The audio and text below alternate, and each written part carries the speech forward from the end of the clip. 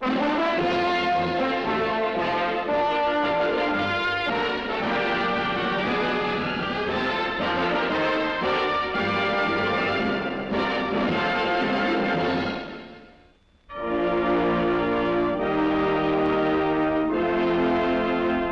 a sharp step up in the ground war in Vietnam, American fighting men conduct religious services in the field, observing the Easter Passover season.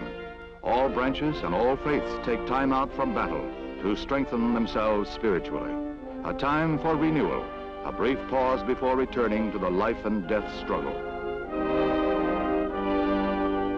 Jewish GIs as well as Christian observe the ancient and beloved ceremonies with deep reverence, in contrast with primitive surroundings.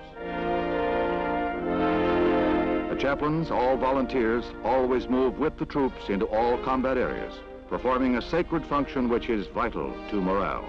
The soldiers are devout in their worship to God, in the shadow of death, and in the season of rebirth.